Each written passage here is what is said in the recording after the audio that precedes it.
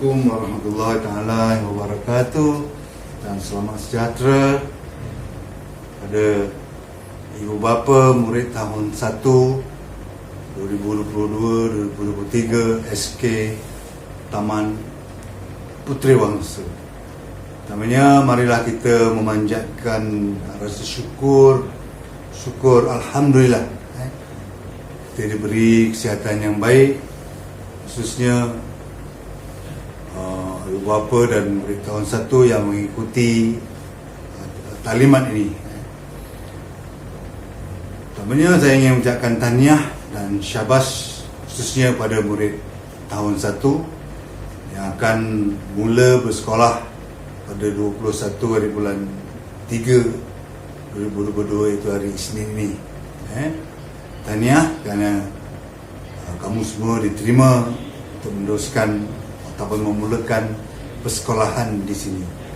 Jadi, untuk pengetahuan ibu bapa dan murid tahun 1 bagi yang pertama kali mengetahui tentang sekolah ini, saya Idris bin Kasim selaku guru besar SK Taman Puteri Wangsa, dibantu oleh Cikgu Suhaila binti Hayden selaku penolong kanan pentadbiran, dibantu juga oleh Cikgu Azhari bin Abdul Karim penolong kanan HEM, Cikgu Nur Hasanah Abdul Rahman penolong kanan Koko, dan juga Cikgu Bahman bin Samsudin penolong kanan petang.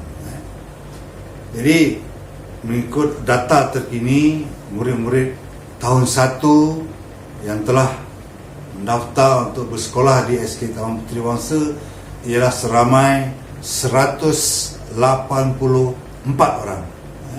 Jadi, secara keseluruhan, murid sekolah bangsaan Taman Puteri Wangsa ialah 1396. Jadi, kepada murid tahun 1, sekali lagi tahniah dan syabas. Jadi, selepas ini nanti guru-guru penolong kanan GPK Pentadbiran, GPK HEM akan memberi taklimat yang lebih detail, di mana saya beri gambaran awal lah. Pendaftaran untuk murid tahun 1 akan dilakukan pada hari Sabtu dan Ahad 19 dan 20, 8 hingga 12 tengah hari, 3 kelas hari Sabtu dan 3 kelas hari Ahad. Nanti akan diceritakan lebih detail oleh JPKM lah. Jadi, guru-guru tahun 1 yang akan mengajar atau menjadi guru kelas ialah Cikgu Aida Zakaria 1 Baiduri, kemudian Cikgu Siti Khatijah 1 Belian, Cikgu Najihah 1 Delima, Cikgu Wan Najwa 1 Mutiara, Cikgu Nurul Asma 1 Nilam, dan Cikgu Nur Anis Ashikin 1 Zamrud. Jadi, ada 6 kelas untuk murid tahun 1 pada tahun ini. Okey. Jadi, saya tak bercadang untuk bercakap lebih panjang. Selepas ini, guru-guru JPK saya akan menerangkan lebih lanjut lah. Sekali lagi, tahniah dan terima kasih. Selamat datang ke SK Taman Puteri Wangsa. Sekian, terima kasih.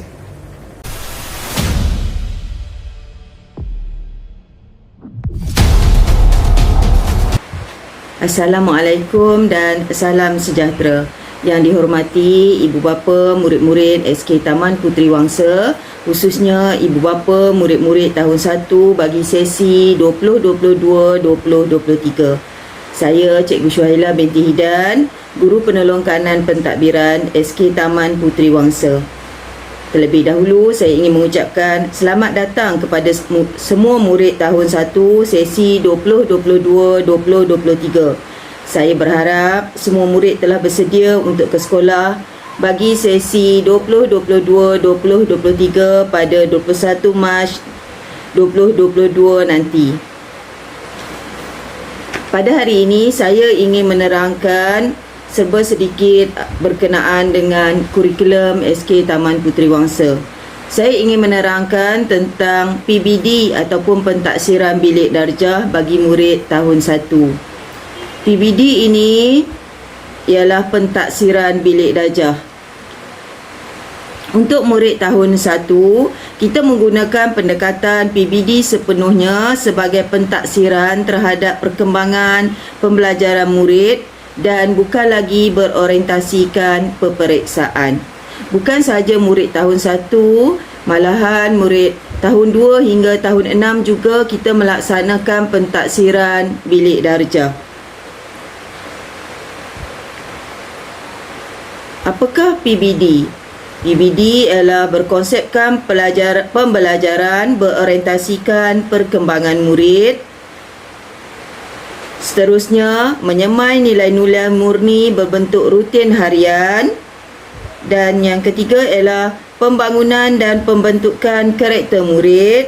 Dan seterusnya, pembelajaran yang menyeronokkan dan bermakna. Maksudnya, murid tahun 1 tidak akan ada peperiksaan yang diadakan, sama ada peperiksaan pertengahan tahun ataupun peperiksaan akhir tahun. Kita mentafsir murid berdasarkan pentaksiran bilik darjah. Apakah yang dimaksudkan dengan pemansuhan peperiksaan bagi murid tahap 1? Yang pertama, tiada peperiksaan pertengahan tahun dan akhir tahun. Yang kedua, pembinaan karakter dan sahsiah murid. Yang ketiga, pengajaran secara kolaboratif. Yang keempat, fokus 3M. Kelima, pembelajaran seronok dan bermakna. Yang keenam, peluang belajar mengikut keupayaan.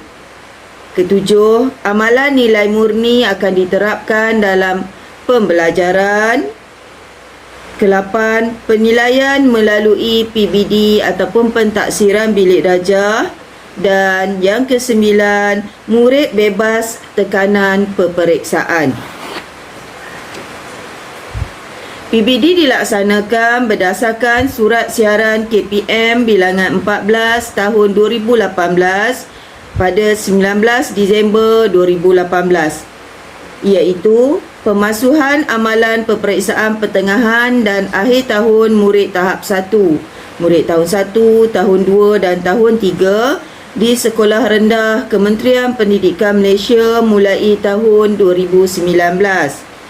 Garis panduan pelaksanaan PBD bagi murid tahun 1 beserta kaedah pelaksanaan disertakan bersama sebagai lampiran dalam Surat Siaran KPM bilangan 14. Pelaksanaan PBD melalui aktiviti pembelajaran yang dijalankan di sekolah akan menyeronokkan dan membentuk karakter murid bersesuaian dengan perkembangan dan usia murid. PBD yang dijalankan, yang pertama ialah projek mudah.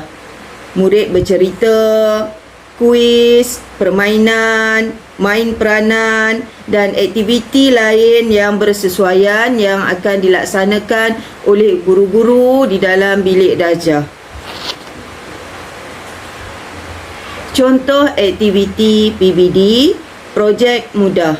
Pentaksiran yang boleh dilakukan: pemerhatian, rekod anekdot, senarai semak, soal jawab, pentaksiran kendiri dan juga pentaksiran rakan sebaya.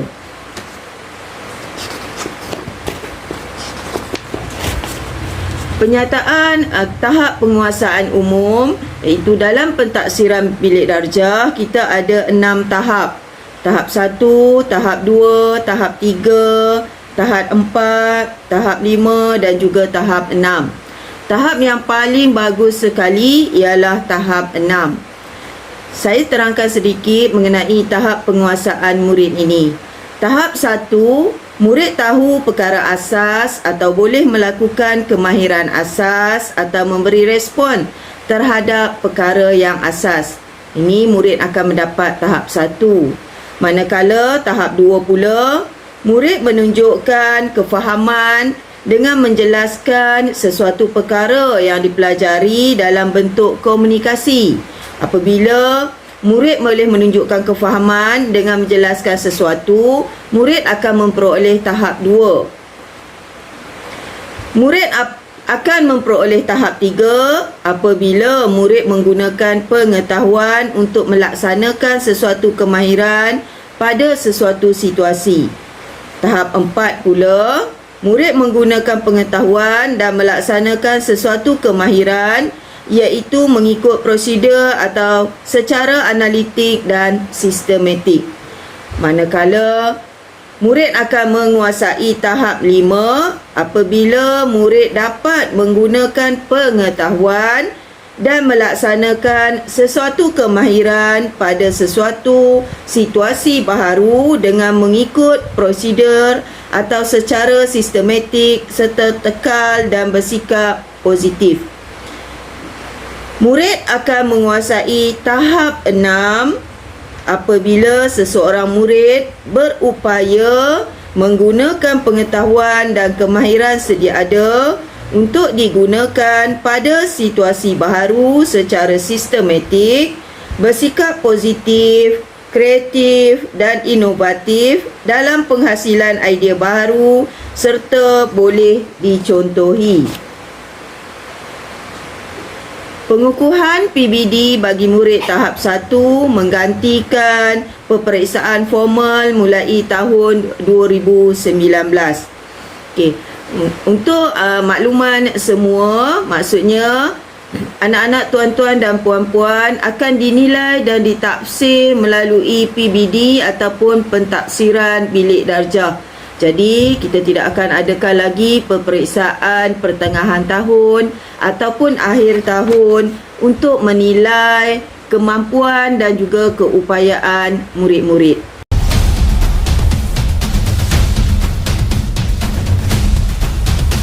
Bismillahirrahmanirrahim. Assalamualaikum warahmatullahi taala wabarakatuh. Salam sejahtera yang saya hormati tuan-tuan, puan-puan, ibu bapa penjaga murid-murid tahun 1 sesi persekolahan 2022-2023. Baiklah, sebelum saya menyampaikan ucapan, saya ingin kenalkan diri saya terlebih dahulu. Nama saya ialah Cikgu Azhari bin Abdul Karim, Guru Penolong Kanan Hal Ehwal Murid SK Taman Puteri Wangsa. Tuan-tuan, puan-puan yang dihormati sekalian, pada awalnya pihak sekolah bercadang ingin mengadakan taklimat ini secara bersemuka dengan pihak tuan-tuan, puan-puan, ibu bapa penjaga murid-murid tahun 1 di sekolah. Tetapi berdasarkan arahan yang terkini daripada pihak PPD menyarankan tidak membenarkan pihak sekolah berjumpa secara bersemuka dengan ibu bapa di sekolah berdasarkan SOP pembukaan sekolah 3.0. Baiklah tuan-tuan, puan-puan, ibu bapa penjaga sekalian, saya akan menyampaikan beberapa perkara yang penting bagi pengetahuan ibu bapa sekalian, dan selebihnya saya akan masukkan lagi dalam kumpulan WhatsApp ataupun Telegram mengikut kelas masing-masing. Ramai yang bertanya kepada saya waktu ataupun sesi persekolahan bagi sesi petang tahun 1 untuk maklumat semua, tahun 1 di Sekolah Kebangsaan Taman Puteri Wangsa bermula sesi pembelajaran bermula pada pukul 1.15 dan berakhir pada pukul 6.05 petang. Okey, walau bagaimanapun pihak kami, pihak Sekolah Kebangsaan Taman Puteri Wangsa menyarankan agar ibu bapa dapat menghantar anak-anak mereka, anak-anak tuan-tuan dan puan-puan pada pukul 1 petang. Pada pukul 1 petang. Sekiranya tuan-tuan, puan-puan, ibu bapa ingin menghantar lebih awal lagi, paling awal pun pihak kami membenarkan 12.30 tengah hari. Namun demikian, sekiranya murid-murid itu datang lebih awal, kami akan kumpulkan di tempat-tempat yang ditetapkan terlebih dahulu, sebab sesi pagi akan berakhir pada pukul 12.40 tengah hari. Maknanya dalam tempoh 12.30 hingga murid-murid sesi pagi selesai, murid-murid sesi petang dia akan duduk di tempat-tempat yang disediakan, sama ada di Dewan PIBK, di Dewan Bestari, di Sekolah Kebangsaan Taman Puteri Wangsa, sebelum bergerak ke kelas masing-masing. Okey, baiklah, saya teruskan apa yang ingin saya sampaikan di sini. Yang pertama berkaitan tentang peranan ibu bapa penjaga. Okey, saya ingin menegaskan di sini, okey, oleh sebab SOP baru sekarang dah tak ambil suhu dah. Murid-murid dah boleh masuk ke sekolah tanpa mengambil suhu. Jadi peranan ibu bapa memastikan anak-anak tuan-tuan dan puan-puan sihat sebelum ke sekolah. Sihat ini bermaksud tak ada gejala, tak ada batuk, tak ada sesema, tak demam, tak sakit tekak, tak sakit badan, tak muntah-muntah dan sebagainya. Sekiranya salah satu gejala tersebut didapati terdapat pada anak tuan-tuan dan puan-puan, saya minta sangat jangan hantar ke sekolah. Sebab kalau hantar ke sekolah pun, pihak sekolah akan telefon semula tuan-tuan dan puan-puan untuk ambil semula anak-anak tuan-tuan dan puan-puan untuk balik ke rumah. Jadi ini merupakan peranan dan tanggungjawab. Selain daripada itu, ingatkan anak-anak kita supaya ketika berada di sekolah sentiasa jaga penjarakan 1.0 meter dengan kawan-kawan. Elakkan bersentuhan, elakkan daripada meminjam barang-barang kawan-kawan, pensil, pembaris dan sebagainya. Dan yang paling penting, jangan berkongsi makanan dan minuman. Ini kita bagi memastikan keselamatan anak-anak tuan-tuan dan puan-puan dan juga anak-anak yang lain. Okey, kemudian pihak sekolah juga menggalakkan agar anak-anak tuan-tuan dan puan-puan dapat membawa botol sanitasi tangan yang kecil, hand sanitizer yang kecil, dan ajar mereka. Namun demikian, di sekolah Kebangsaan Taman Puteri Wangsa disediakan sinki dan juga sabun untuk cuci tangan, sama ada selepas makan, sebelum makan dan sebagainya. Okey, selain daripada itu, ketika rehat, murid-murid dia akan makan di dalam kelas dan dipantau oleh guru-guru. Okey, jadi untuk order makanan, untuk tempah makanan, sehari sebelum sekolah esoknya, guru kelas dia akan buka tempahan makanan. Jadi tuan-tuan dan puan-puan boleh tempah makanan untuk anak-anak tuan-tuan dan puan-puan. Tetapi kami amat menggalakkan sekiranya tuan-tuan dan puan-puan dapat menyediakan bekal untuk anak masing-masing untuk dibawa ke sekolah untuk makan ketika pada waktu rehat. Okey, seterusnya saya ada berikan beberapa borang yang tuan-tuan dan puan-puan perlu isikan. Borang PB1 dan borang PB2 merupakan borang bantuan, segala jenis bantuan termasuk BAP, borang awal BAP itu bantuan awal persekolahan, KUAM, kumpulan wang amanah pelajar miskin, PSS, program susu sekolah, RMT, rancangan makanan tambahan, seterusnya BKJ, bantuan kebajikan Johor kalau ada lagi lah pada tahun ni, dan juga SPBT, skim pinjaman buku teks. Semua itu menggunakan borang PB1 dan juga borang PB2. Borang PB1 ni sekiranya tuan-tuan dan puan-puan ada slip gaji, tak perlu isi borang PB2. Kalau tak ada slip gaji, tuan-tuan dan puan-puan perlu isi borang PB1 dan juga borang PB2. Yang kedua, kami juga menghantar borang pemilihan bahasa Arab, bahasa Cina dan juga bahasa Tamil. Bahasa Arab, bahasa Cina dan juga bahasa Tamil ini tuan-tuan boleh isikan, hantar kepada guru kelas masing-masing. Dan guru kelas yang berkelayakan akan memilih anak-anak tuan-tuan dan puan-puan akan belajar bahasa apa. Dan yang ketiga, saya juga berikan borang untuk pelaksanaan ujian kendiri COVID-19. Ujian kendiri COVID-19. Baik, ujian kebenaran untuk COVID-19 ini, untuk pengetahuan semua, ujian ini tidak dilakukan oleh guru. Guru kelas akan memberikan senarai nama murid yang terpilih dan kemudian pihak sekolah akan membekalkan kit, ujian kit saliva ni air liur, untuk dibuat oleh anak tuan-tuan dan puan-puan di rumah dengan dipantau oleh ibu bapa di rumah. Okey. Dan borang-borang lain, borang APDM, kad pergigian dan lain-lain akan diberikan ketika waktu pendaftaran pada 19 dan 20 hari bulan. Okey. Seterusnya, kehadiran murid wajib ke sekolah lah sebenarnya, tetapi pada waktu sekarang sekiranya tuan-tuan dan puan-puan berasa keselamatan anak tuan-tuan dan puan-puan tidak selamat ketika berada di sekolah, boleh dicutikan dengan syarat maklumkan kepada guru kelas ataupun buatkan surat memberitahu kenapa tidak dapat hadir ke sekolah. Pada masa sekarang kalau tidak hadir ke sekolah, dia bukan merupakan satu kesalahan disiplin. Okey.